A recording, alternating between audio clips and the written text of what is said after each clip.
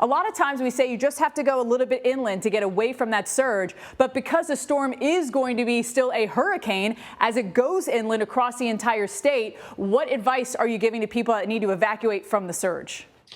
Right now, what we're telling people, again, is still go tens of miles. They may need, in the Pinellas and Hillsborough County area, they may need to get to I-75, but that's still only about 50 miles from the coast. We don't need them to go hundreds of miles all the way across the state.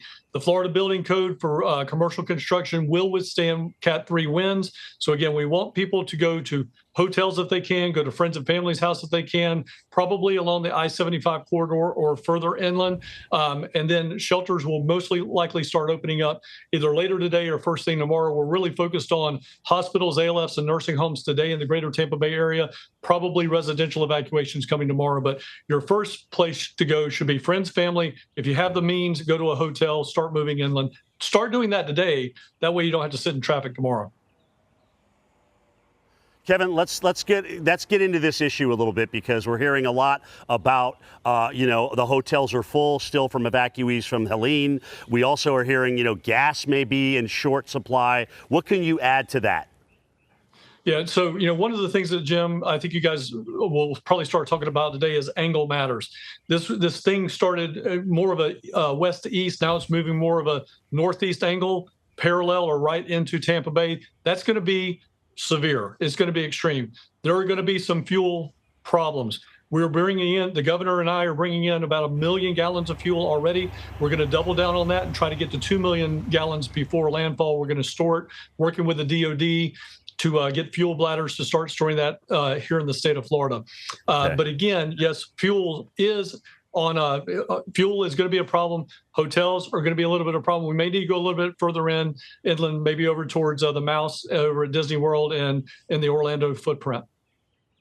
Director Guthrie, I want to talk about usually the fact that you guys stage crews so they can get right in after the hurricane passes. But we have had a really rough hurricane season there in Florida with numerous storms. So are you able to stage crews to get in right after this passes? Or I don't want to say, are you overwhelmed with all the damage that we've had in the past? Yeah, Stephanie, that's a great question. As I met with you guys back, I think in June, Jim and I, or maybe Justin and I were doing a hit back in June, pre-hurricane season. Florida was preparing all along for multiple major hurricanes to hit. I told the team I wanted them ready for the 2004-2005 season combined, which would be 6 hurricanes. So we prepared for this. We're ready for this. FEMA is assisting us. They're bringing crews all the way from the west coast of the United States, California, Oregon, Washington. So stuff is coming. It's going to be here before landfall. Again, the governor's leadership doing this 96 hours in advance. Again, Jim said this before, we're a well-oiled machine here. We know what we're doing. We're ready for it. We're going to have enough resources to respond. Electrical crews are already here in the state, and we're amassing bigger and better numbers.